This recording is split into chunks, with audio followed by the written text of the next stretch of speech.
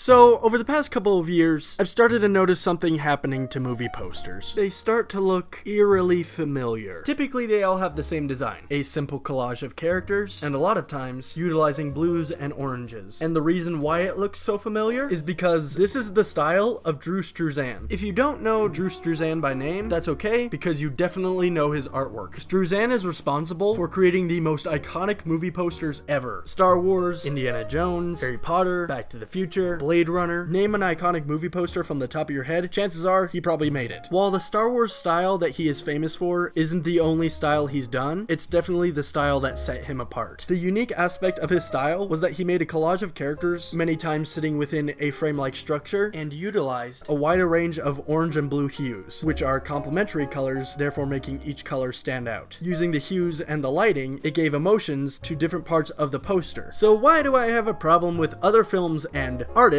utilizing this style? I mean, they're only imitating the best, right? Here's the problem with imitation a lot of the time. Imitators will mimic what inspires them without understanding the reason why what inspires them does what it does, or why people like it in the first place. And as a result, imitators fail to have an identity unto themselves. Because instead of making something new, or even putting their own unique spin on an existing concept, they are making a cheap copy of that which has been proven successful simply because it has been successful. And that's the captivating thing about Struzan's posters. Everything in it serves a purpose. For example, let's take a look at the first Harry Potter poster. We're gonna go into this pretending we don't know anything about Harry Potter beforehand, because the poster should be able to teach you what the movie is about on its own. The obvious focus of the poster is Harry himself. And as we can see, Harry has his trademark scar, which to anyone who doesn't know anything about Harry Potter would find strange and mysterious. Harry's black clothes bleed into the background, and as we can see, right below him is the logo. In design, this is what's called hierarchy. It's meant to guide the audience's eye from what is most important to what's least important, so they don't lose interest. After the title, we will look at the things surrounding Harry. These are what we assume to be the characters that we will see in the film. Each of these characters exhibit a variety of emotions, which makes us wonder, why are they acting that way in the first place? It makes us curious, and makes us want to keep looking at it to see if we can find out more. Finally, in the background, we can see the silhouette of a medieval-looking castle. And off to the left of the castle are several characters flying on broomsticks. And right above it is the tagline of the movie, "Let the Magic Begin." Before we even get to this tagline, however, we already know magic has something to do with this movie. Obviously, there's the title itself having the word sorcerer in it, but let's pretend that the title and the tagline aren't even in the poster. First off, we saw Harry's scar. We then see a strange-looking creature sitting next to him, and we're not really sure what it is yet. Right next to the top of Harry's head, we see a traditional-looking wizard. Then finally, we see characters flying on broomsticks, solidifying the fact that this is a magical movie. Three characters in the poster are also wearing uniforms, and one of them is carrying books. They are also children, so we can assume, based upon these facts, that they are probably going to a school of some sort. The poster teaches us what the movie's about without spoiling it, while simultaneously making us curious because nothing is explicitly explained in it. That is the key to making a good movie poster. Essentially, we can break down Struzan's style into 3 points. Number 1, he uses hierarchy in order to guide the audience's eye around the page. Number 2, the poster teaches you about what it's advertising. And number 3, it is a fine piece of artwork all on its own. If a poster is just a collage of recognizable actors posing in a symmetrical rectangle, what does that tell you about the movie? It only tells you that these actors will appear in the movie. Now, early on in the video, I showed a few examples of these Struzan ripoffs. I mean, I think I did. Maybe. Possibly. I don't actually really plan these things out, they just kind of happen. But a few of these examples, and two of the biggest offenders of this problem, are Disney and Marvel Studios. While some of these Star Wars copies are better than others, like Captain America 1 for example, they're still copies. And there are so many much more superior posters. Again, Captain America 1, Spider-Man Homecoming, Black Panther. But for all these great designs that they have, there's equal, if not more, bad Struzan ripoffs that are official artwork. These were commissioned by two of the most wealthy companies movies on the planet. Iron Man 2, Iron Man 3, Thor the Dark World, Thor Ragnarok, Ant-Man, Ant-Man and the Wasp, Captain Marvel, Spider-Man Far From Home, Avengers Endgame, Black Panther, twice. Sometimes these rip-offs get so bad they rip off themselves. Posters are one of the biggest parts of marketing, and nowadays they have the least effort put into them. Frankly, these companies are shooting themselves in the foot by producing a subpar piece of artwork when a good piece of artwork could have made a lot of money alongside the movie, just like any other piece of merchandise. One of the first things I learned as a designer is that your first idea will never be your final. You'll have to do dozens, if not hundreds of thumbnails before you ever come up with a few good ideas. So what would be one of your very first ideas when it comes to making a movie poster? Let's make a symmetrical collage of characters sitting in a square with the logo slapped at the bottom. And the execs were like, yes, that sounds great. Why should a great and memorable movie have an equally great and memorable poster? I mean, it's not like we model all of our merchandise after this poster or anything, but I'm just saying that these posters are bad from a distance. I'm not actually analyzing them, am I? So to be fair, and to show you exactly what I mean, we are going to analyze one of the worst posters to ever be created, and that poster is Avengers Infinity War. I hate the Avengers Infinity War poster. Now you might say, but you're so wrong. Infinity War is a great movie. Yes, you're absolutely right. That's why I'm so angry that it got a garbage poster. So the rules that we set in place earlier on this style of poster, let's apply them to the Infinity War poster. Number 1, does it have hierarchy?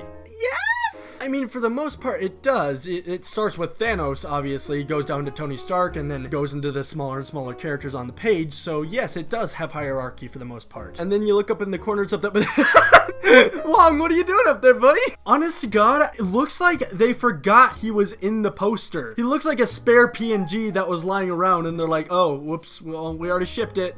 Better leave it in. It's almost as if they shoved as many PNGs of the characters that were in the movie as possible. Like, what's the point of these characters up here? What are they doing? Like, they're so small that I can't even make out their faces. I don't understand, which leads into number 2, what does this poster teach us about the movie? And just like the Harry Potter poster, we're gonna go into this with the eyes of somebody that doesn't know anything about the previous movies, which you might think is dumb because this movie is a culmination of 20 films. On one hand, you are correct, but that is the movie. I shouldn't have to watch 20 films to enjoy a still image. For example, I can enjoy and relatively understand the tone of the Empire Strikes Back poster, even if I hadn't seen the previous movie, and even though it is a sequel, just like the Infinity War poster. Like, what if you were looking at the Mona Lisa and Leonardo da Vinci came up to you and he was like, you can't understand this unless you read these 3 volumes first. That would annoy you, wouldn't it? And immediately make you lose interest. So let's see what information we can glean from this poster via its hierarchy. We have a big buff, possibly alien dude with a million butt chins, with a big metal circle behind him for some reason. People with future armor? Pirate looking dudes with blonde hair and beards, maybe they're related? Maybe this takes place in space considering there are plenty of aliens in the cosmic background? But then again, there are people wearing African looking clothes and a literal raccoon, so maybe not. Also, one of the future armor dudes has the Air Force symbol on his armor. There's a guy flying on wings, a big buff green dude, maybe he's related to the buff dude up top, or maybe he's related to the other green person in this poster. We have Machine Gun Jesus over here. Up to this point, even though we don't know if this takes place in space or on Earth, we can at least assume that this is technology and sci-fi based. But actually, apparently not, because there are literally magic people up in the top corners of the poster. Oh hey look, even the kitchen sink made it in. One of the reasons Infinity War is such a great film is because it seamlessly crosses over multiple franchises with each other. It doesn't shoehorn as many characters as possible into one singular scene. This poster misses this point completely, and as a result, misrepresents the movie, which leads into point number 3, is this a good piece of artwork on its own? Absolutely not. It has no originality of its own. It has no identity. The characters look like a bunch of PNGs that are used in a bunch of other promotional material. Frankly, I think you get the same effect if you gave a 5-year-old an Infinity War sticker book. There's a looming villain in the background. I wonder where they got that idea from. Tony Stark's head looks like it's photoshopped onto his body. His chin is going all the way down to the arc reactor. It doesn't make sense. Compare it to other promotional material or other images of him. The anatomy doesn't even line up. The reason I'm so angry specifically about the Infinity War poster is because there's a fan poster that is so much better. I have yet to find who made this thing, but they deserve to be hired by these companies. Look at this thing. It's awesome. Even if you don't know anything about the previous movies or Marvel in general, this is still extremely cool imagery. The focus is, of course, a jeweled gauntlet melting a shield. Even if you don't understand the lore behind this, it's still pretty intimidating that a gauntlet is melting a shield with just its fingers. It also shows that this movie is supernatural in some way. Gauntlets and shields are instruments of war, so we can assume that this is an action movie of some sort. If we look closer, there are items abandoned in the dust around the page, indicating a struggle of some sort. The gauntlet is the main source of color and is the only thing being used by something off page. We don't know what was using the gauntlet, but we can assume it was powerful enough to defeat whoever was wielding these items. Just like with the Harry Potter poster, it's subtle, it's interesting, and it makes you curious. It sets the tone for the movie, which we've already established is the key to making a good movie poster. And the best part is, it spoils the movie multiple times without us realizing it. The items belonging to the characters that get wrecked by Thanos, the dust on the ground representing everybody that literally got dusted, and while it's not necessarily Infinity War, Captain America's shield getting destroyed by Thanos. And the hilarious thing is, this came out long before the movie did, and we don't know this is what's gonna happen in the film, but it makes us curious, it gets us hyped, and then you go see the movie because you saw a cool poster. You didn't see a trailer, you heard nothing about the film, you just saw a awesome piece of artwork. You paid money to go see a movie because of it. How many of you can say you bought an MCU poster? Outside of Avengers 1, how many MCU posters have you bought? Let me ask a different question. How many Star Wars posters have you bought? My point is, if this kind of thing is the very best idea a multi-billion-dollar company can produce, then they don't respect their audience enough to give them something of quality. Because in the end, what you have will lie in the shadow of what could have been.